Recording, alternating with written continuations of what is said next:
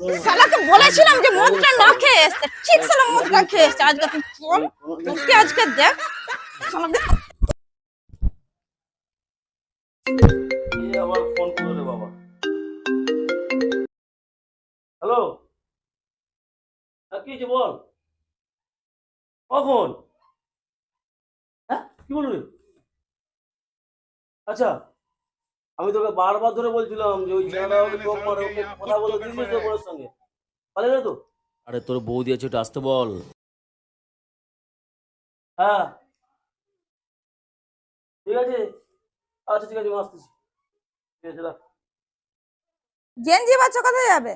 আরে বন্ধুর বোনটা পালিয়ে গেছে, আমি বারবার ধরে বলছিলাম ওকে যে তুই যাসনি। একটা ছেলের সঙ্গে পরশু দিনই গল্প করছিল, একটা কথা বললে শুনেনি, এখন পালিয়ে গেছে ভেবে বলছে। এবার আমি যাই, এবার খুঁজে কোথায় আছে দেখি। বন্ধুর বোন পালিয়ে গেছে সেটা খুঁজতে যাচ্ছ না গানিটা খেতে যাচ্ছ, কোনটা? তুই এখন ওসব জিনিস খাই? না, চাখো। আমি জিনিস খাওয়া ছেড়ে দিয়েছি। আর আমি আসতেছি, হ্যাঁ আমি চলে আসবো, বেশিক্ষণ লাগবে না।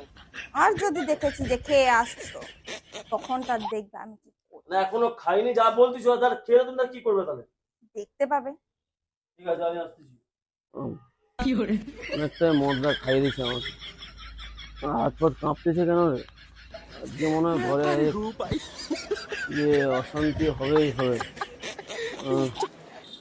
Control control control control control.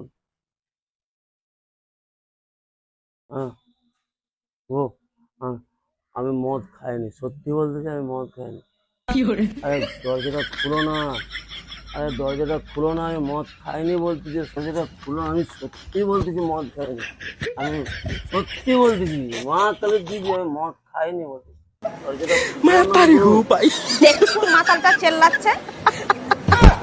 কিন্তু শালা আর কেউ না, এই তো রেজিস্টার মাতালটা। শালাকে বলেছিলাম যে মদটা না খেয়ে আসতে, ঠিক শালা মদটা খেয়ে আসছে। আজকে তুই ফোন তোকে আজকে দেখ শালাকে।